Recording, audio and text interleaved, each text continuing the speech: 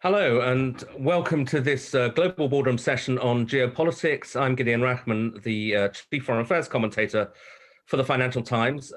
This session is kind of perfectly timed in a rather depressing way because of the rise in tensions between Russia and the United States, continuing tensions over Taiwan, and we have a perfect panel ready to discuss all of this. Joining me from Washington is Fiona Hill, who was the Russia director in the Trump White House and author of a new and much acclaimed, not least by me, book.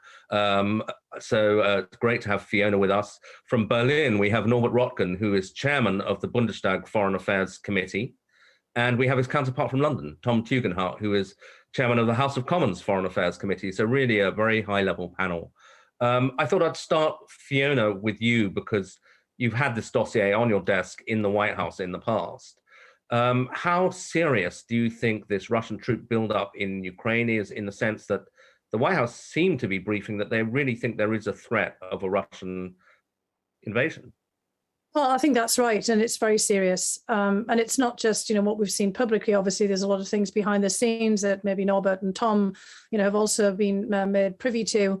Lots of intelligence suggesting that this is very different from what we've seen before in terms of a buildup. It could still be, part, obviously, of a kind of a very sophisticated bluff, as a lot of people are speculating. But there is such thing as a bluff charge that's out there, that actually there is a follow through if the consequences that are anticipated don't follow. And I think that's really the point here.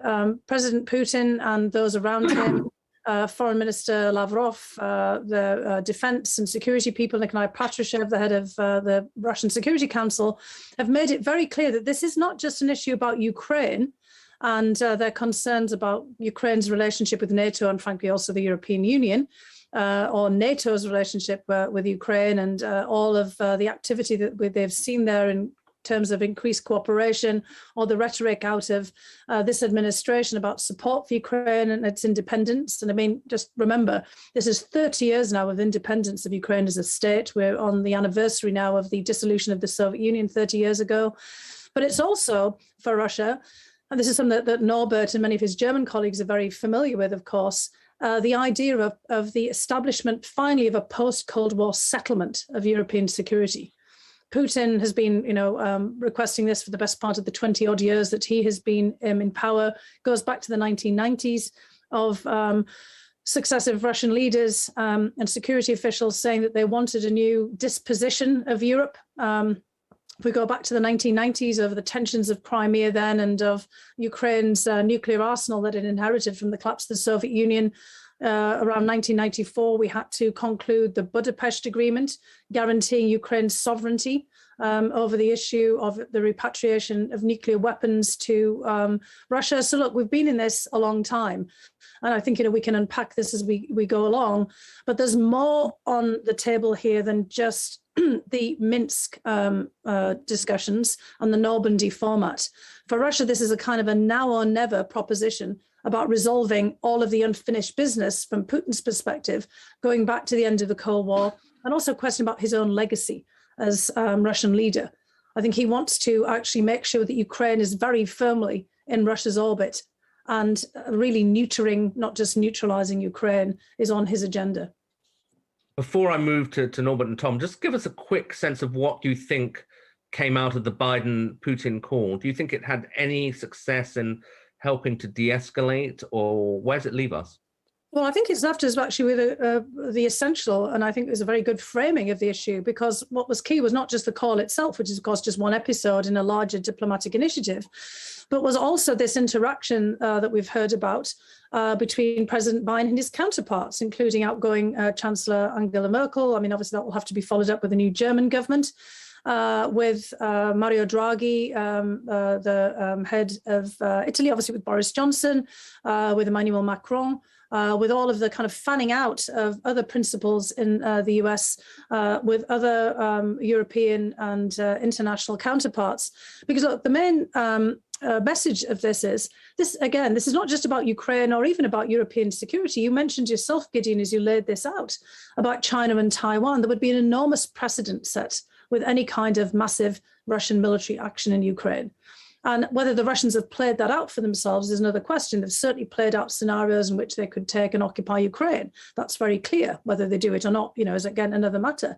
But if they did, the larger reverberations from this are something that we have to consider.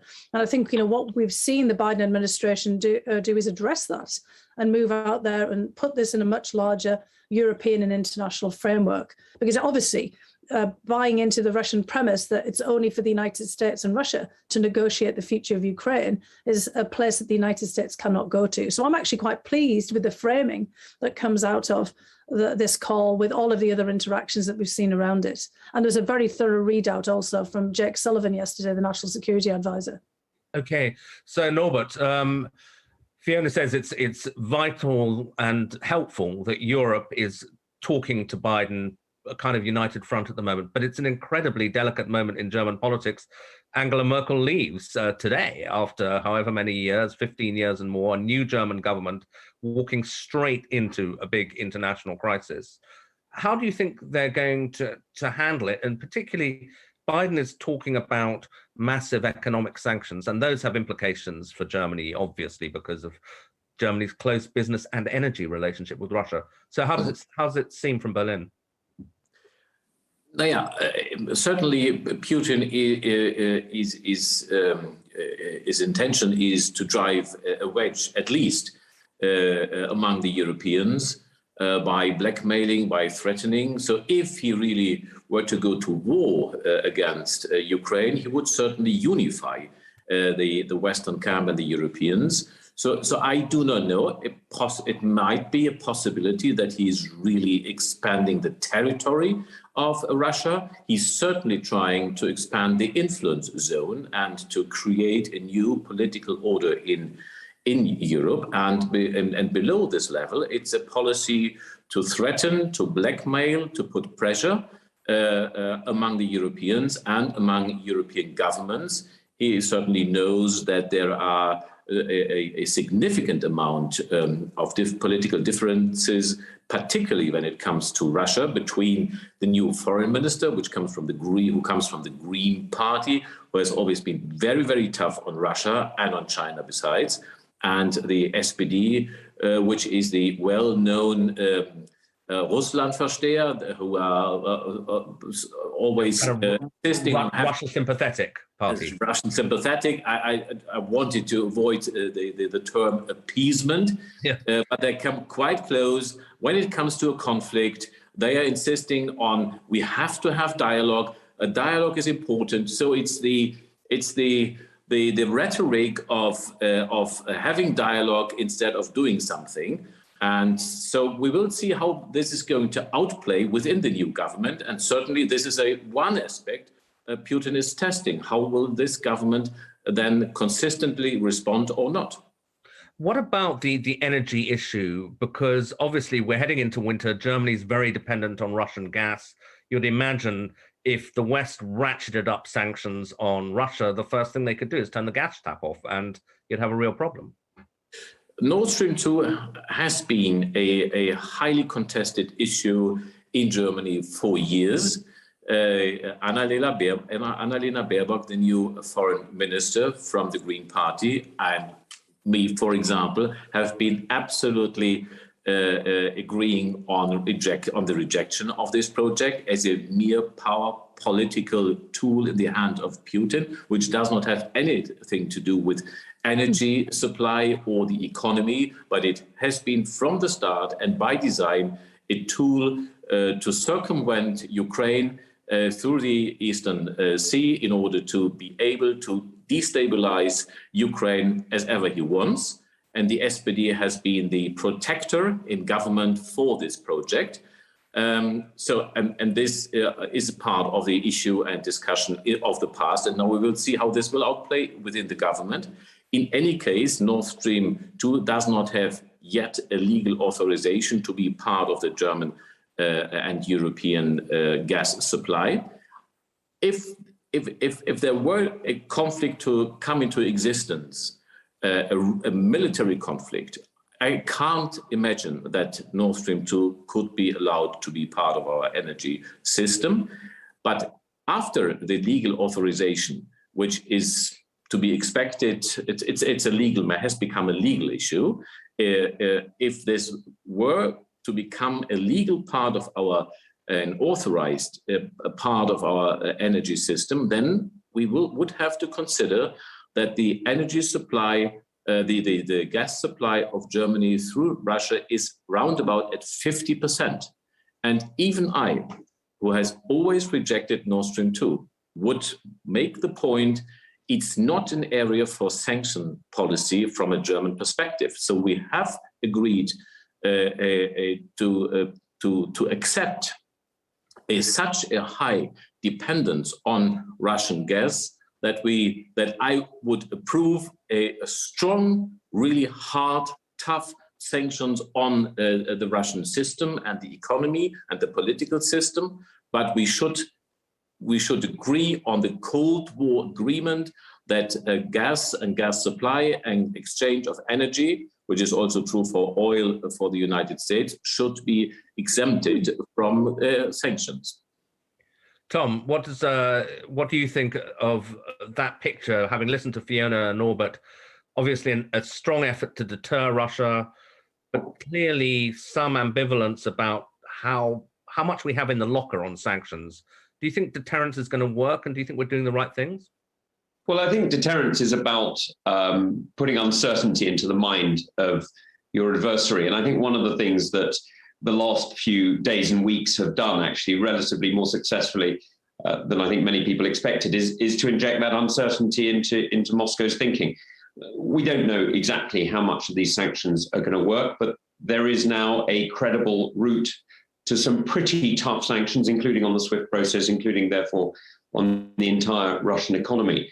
There's also some very credible military intervention in the arms sales that the UK is pursuing and the US is pursuing, and possibly even in an increase in the training teams that are supporting the Ukrainian armed forces.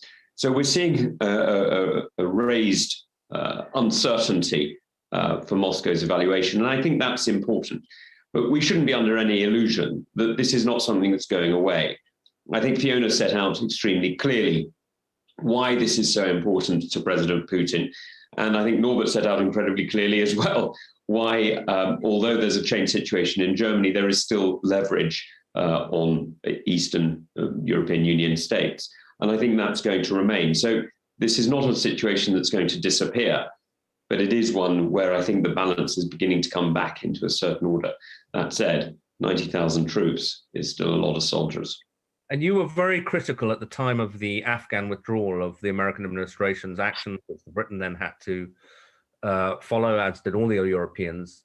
Do you think that there may be an indirect connection with Russia's willingness to ramp up the pressure, China's willingness to ramp up the pressure, with this sense that America's commitment overseas are less, can't be taken for granted anymore? Well, I don't think it's indirect. I think it's pretty direct, actually. And the reality is that what we do and how we act is not just read at home and in newspapers like the FT, obviously, which only speaks to a UK audience. Or have I got that wrong now, Gideon? Do you now speak to a global audience? No, we're only about less than half as the UK, actually. There you go. But I mean, that's the point I'm making. But, in the 1970s, the FT would have been 99% British with a few sales in New York and a few sales in Paris. Today, there is no such thing as a domestic and a foreign audience. There's a single audience.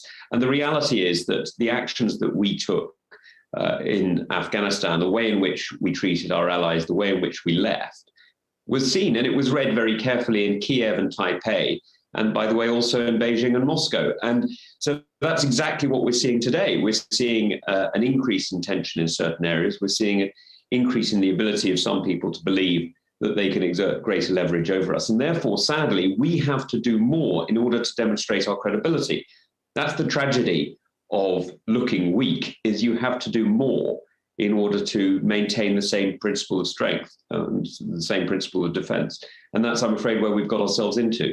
Now, there are good ways out of this, and the good ways out of this are the points that Fiona and Norbert were talking about, which is to make sure this isn't simply a US-Russia dialogue, sort of believing in the old theory of spheres of influence, but actually to build up the national network and infrastructure that keeps us all together and safe. And that's what I think the European states are doing successfully alongside the United States. And I think that, building that defensive architecture in which Ukraine is an element and the United States is an important contributor, but not the only contributor, is how we secure not just the security of Ukraine, but actually the protection of all of Eastern Europe. And I hope at some point in the not too distant future, perhaps the liberation of Belarus too. Right. Fiona, I mean, you spent a lot of time, your whole career in and out of government, thinking about how the Russians think. I mean, you said earlier that this is a moment where Putin wants to kind of fulfill a long-held ambition to have a new Cold War, post-Cold War security architecture. So a kind of double-headed question. First of all, is there a case that somebody in the West should be making to say, well, maybe we should think about that? If the Russians, is there an argument for having that discussion with the Russians, or is that completely off the table?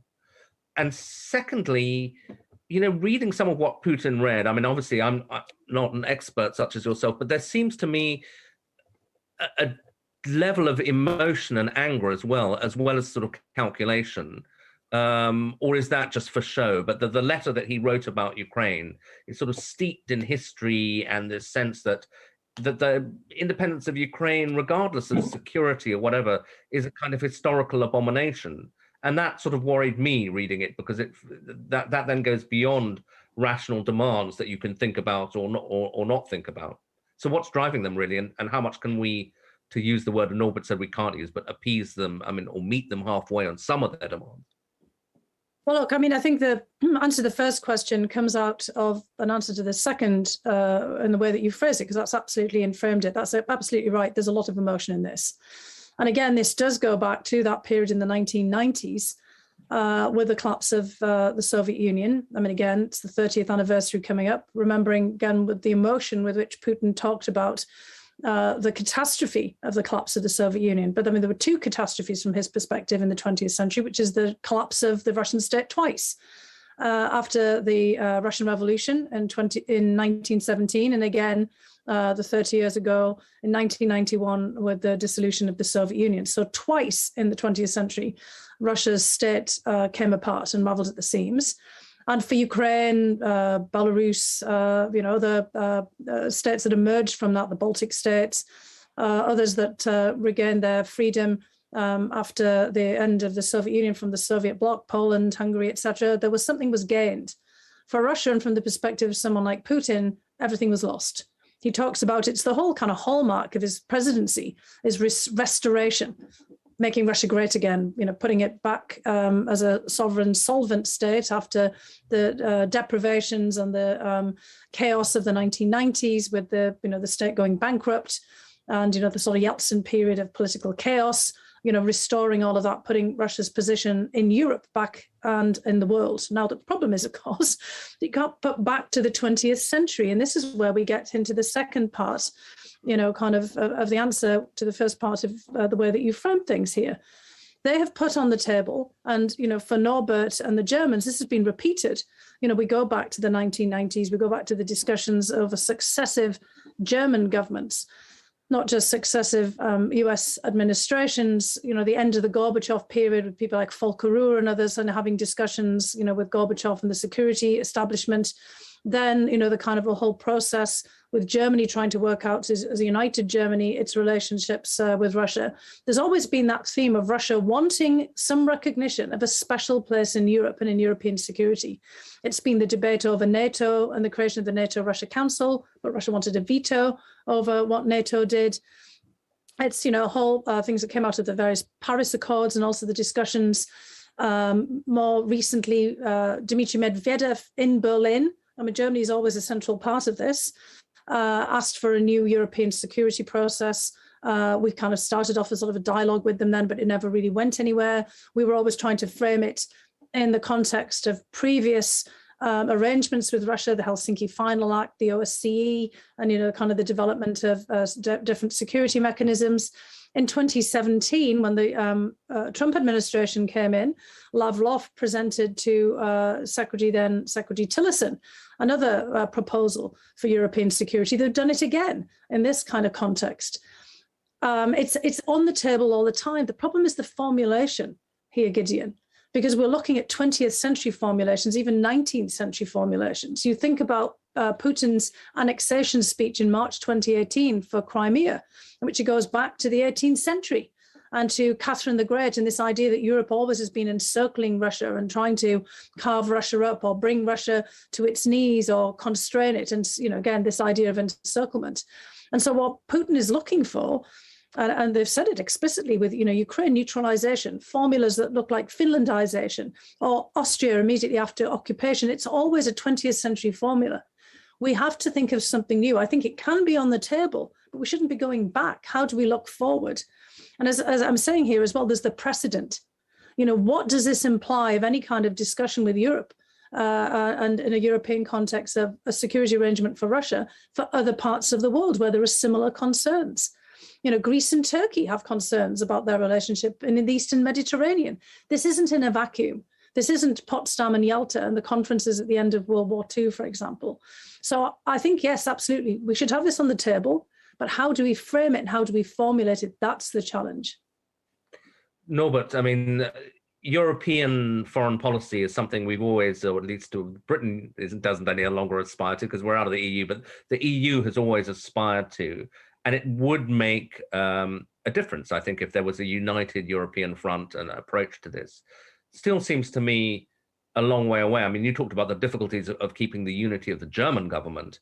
It then becomes even harder once you expand it to the EU. Is that a problem in this particular situation, or is it the case that, frankly, what Germany and France think will be most important, even if that's slightly politically incorrect to say? No, of course. The global unraveling and disorder should have started and be the beginning of the hour and the European moment to unify, to become an actor, and to defend and pursue our own interests and values.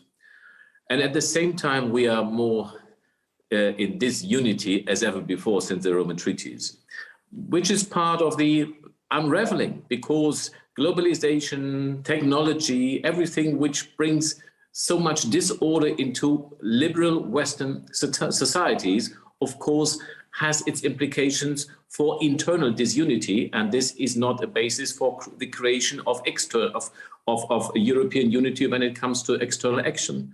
So we have to face the reality we are in. We are not going to see, very, very unfortunately, a common European policy in the horizon of, I would say, at least 5, perhaps more realistically, 10 years. But of course, in the meantime, facts will be created on the ground. And we are seeing China and Russia particularly, and other countries and states like Turkey and others, creating facts, power facts. We are in an in-between era. The Cold War cycle is over, a new order has yet to emerge. And if the Europeans were to continue to be absent and not active on their own interests, we will become irrelevant at the end of this decade. So the pragmatic solution only can be, in my view, I haven't found a better one. It's not the best one. It's the least worst one, that we start with an avant-garde group of countries which start to forge a common policy, which has to include a military capacity, because otherwise we are not taken seriously by anyone. So we should be pragmatic, forge a foreign policy agenda where which is in part a reaction to the new agenda of the United States, China and Russia, with a new priority list by the United States, which is not the Middle East, which is not Northern Africa, which is not Central Asia, for example, Afghanistan, but these represent our vital interests. And this is the historic moment for Europe now.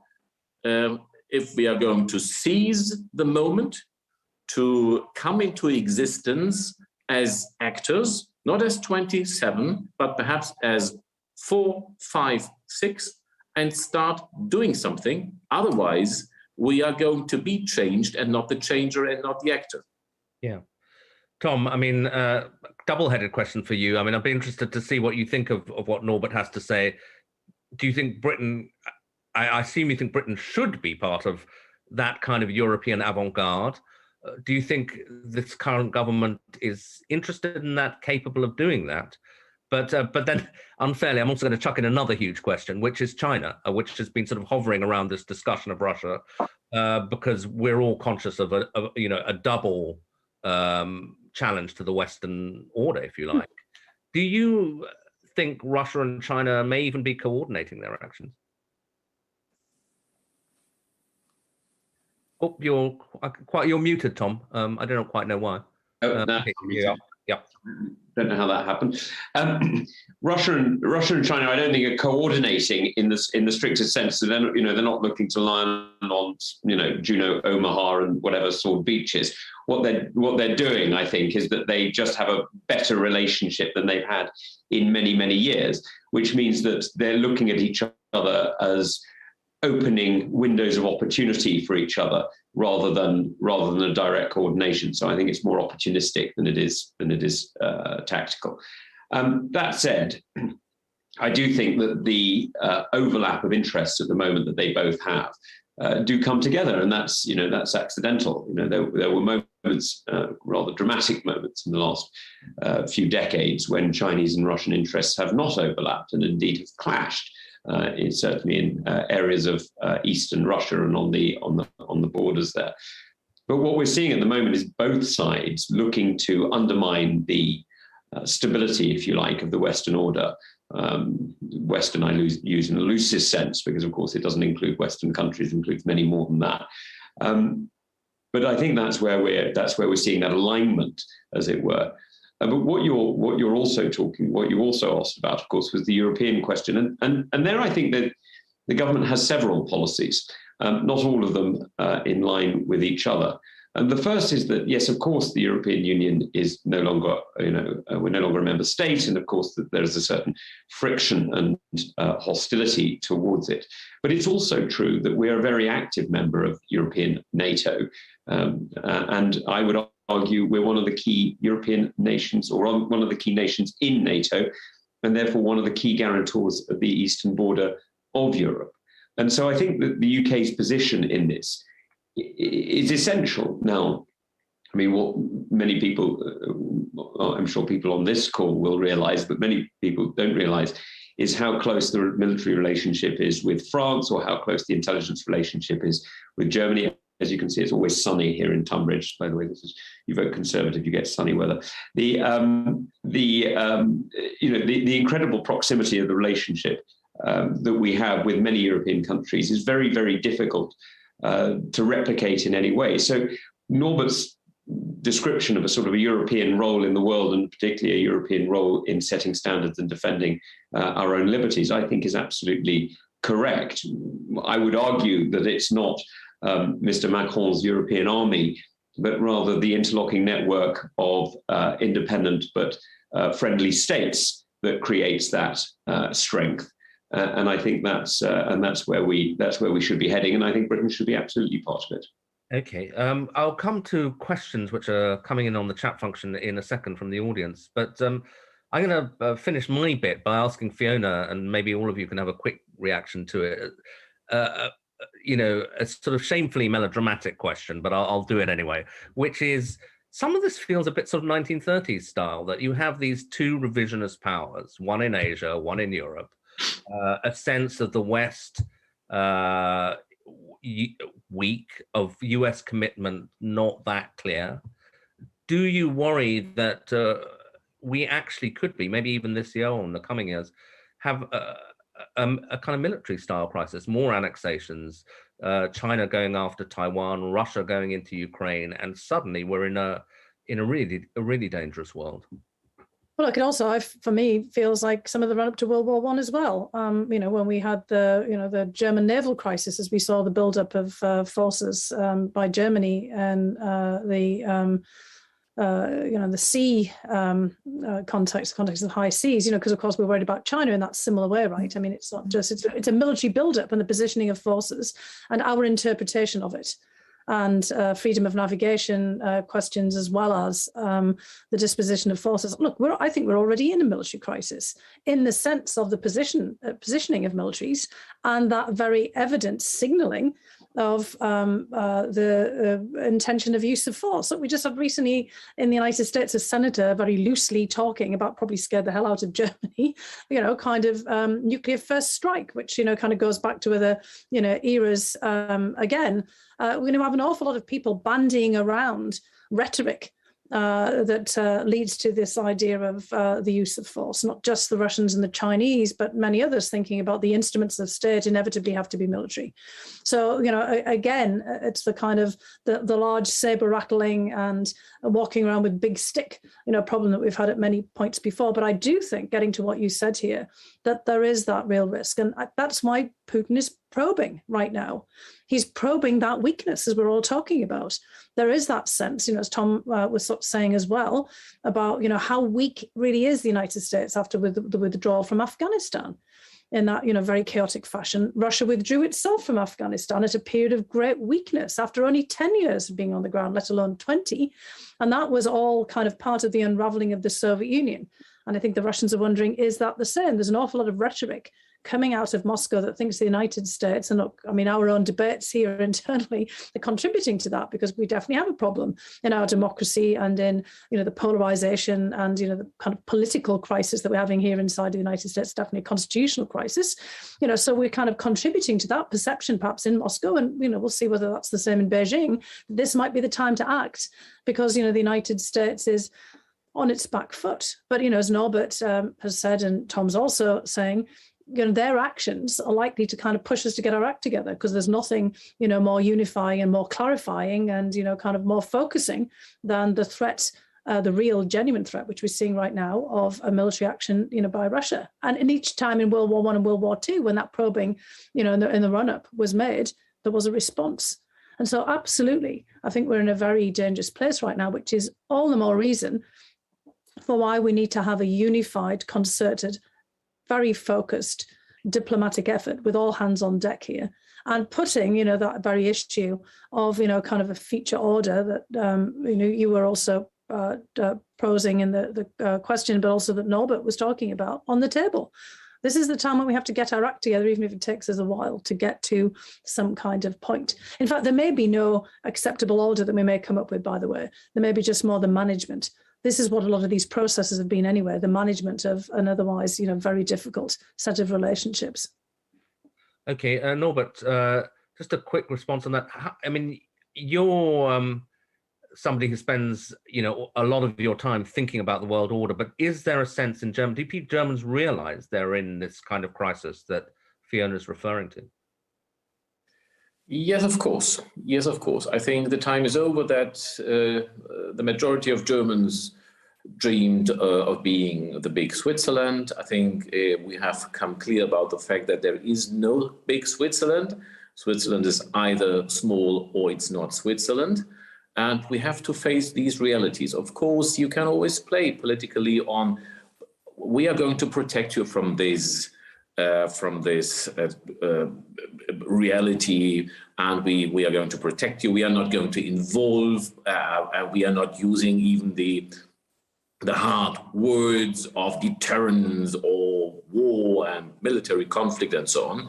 But there is an increasing realism within the German public, within German industry and the economic parts of our society. So we are living up to realize what is going on in the world, even when it comes to China. And I think this will always be a contested point to adapt and recreate German-China policy.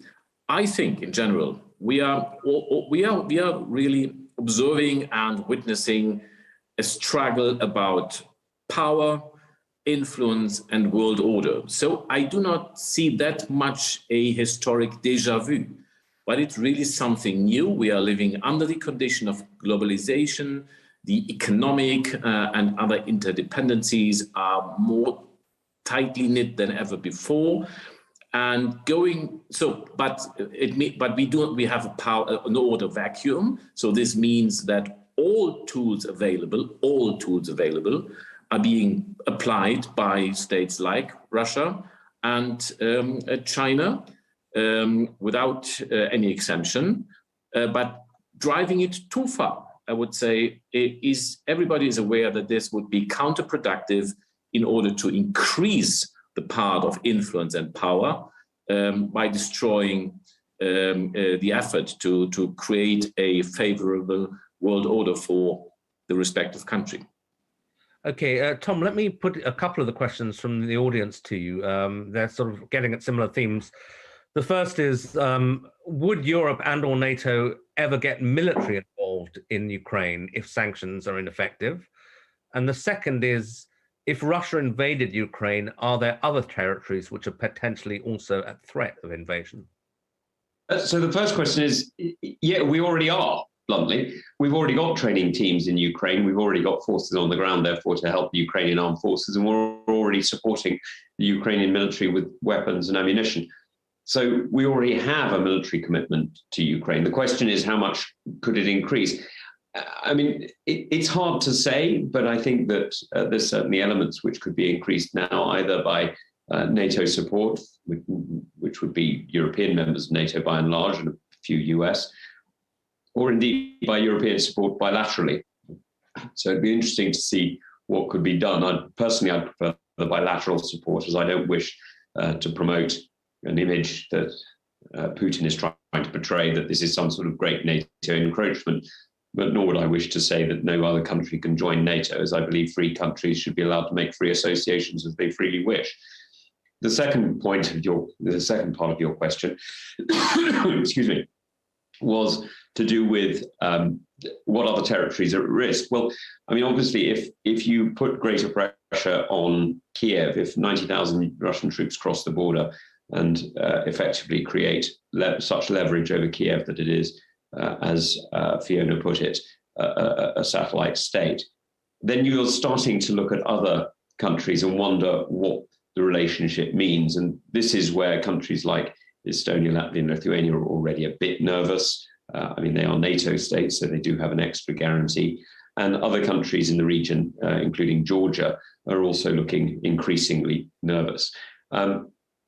This is why, deterrence matters. This is why injecting doubt matters, because if you're not successful in deterrence, sadly, the price increases until eventually you're forced into conflict. And I think Fiona, sadly, has set out a rather correct impression, but it is entirely avoidable, not by some sort of great world order and some sort of, Vienna Mark II, or 200 years later, well, no, more than 200 years later, Vienna Mark II, but actually by managing, by coping, by muddling through. I'm afraid that is the nature of the world, and we need to find better ways of doing it, true, but that's the way we need to be heading. Yeah, Fiona, a question which I think is perfect for you. I mean, we focus quite a lot on the weakness of the West in this conversation, but somebody asked, is Russia economically equipped for war? Can they do this? Well, I look, that's kind of a huge question too. I mean, is anybody ever economically equipped for war? We've seen, the incredible strain that the so-called forever wars for the United States, of Iraq, Afghanistan interventions imposed on our economy. And an awful lot of the problems the United States are dealing with now come out of all the consequences of 9/11 and the responses to it. So, one message to the Russians would be, be careful. What you do here. The interventions so far that Russia has had in terms of into Syria in 2015, using, paramilitary forces all over the place, the Wagner group, kind of a light footprint, but, the proxy war that they created in Donbass, the annexation of Crimea have come at relatively low cost. But, as we've learned, all of us, in the past, occupation, if you've kind of moved in, even if you've had a successful and, relatively bloodless military intervention, which might not be the case in this instance, becomes very costly. And we certainly know within the Russian political public sphere that they wouldn't be very popular, kind of a large scale war for Russia right now in the middle of a COVID pandemic. I mean, all of our economies are not equipped at the moment. As we're talking, as Norbert said, this is a different century we're in of interdependence. We have climate change and other issues that we're dealing with. Russia's got all kinds of problems that it's beset by. Putin is obviously hoping for some quick resolution of this in some fashion, possibly by just using the threat of the application of massive force. But, if he actually has to go in some fashion, when you kind of play that out, it has all kinds of unpredictable consequences. Maybe, the Russian government believes that they have sanction-proofed the economy. They've already factored in that there might be, kind of massive application of sanctions that haven't already been applied. SWIFT, for example, more on sovereign, debt, etc. But, there are all kinds of other issues that might follow from this. Certainly the massive rupture of maritime, trade in the Black Sea. Why should we be then, kind of encouraging, trade into the sort of Sea of Azov, into Russian ports, for example, if Russia is then declaring, kind of dominance in the Black Sea, the freedom of navigation problems.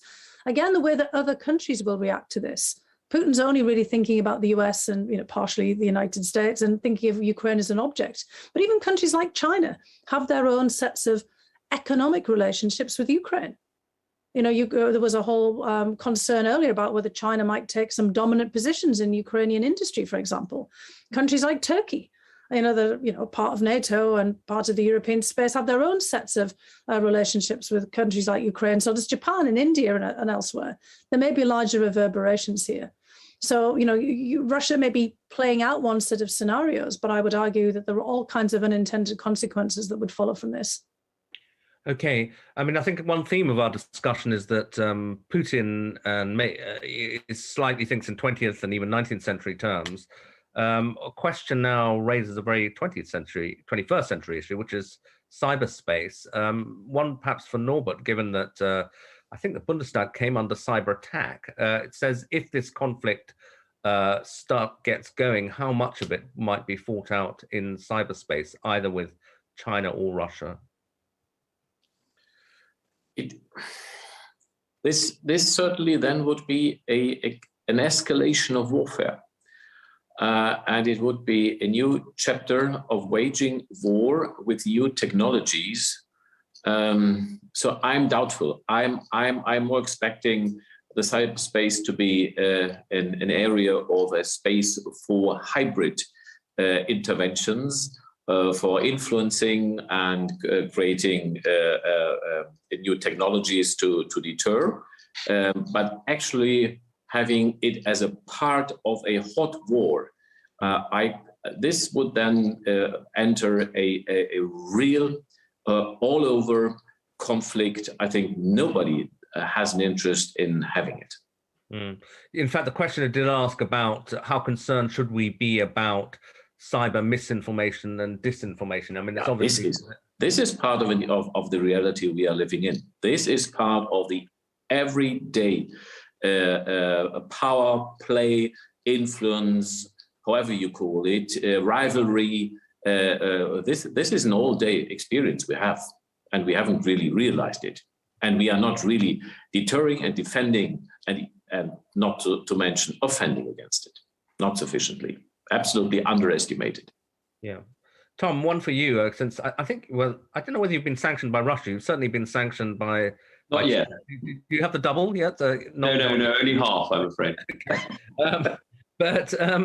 So questioner says, is this current crisis distracting us from the real challenge of the 21st century, which is China, not Russia? I mean, should the West, which in fact I think is the Biden administration's view, basically be focusing above all on China? Is that the way to do it?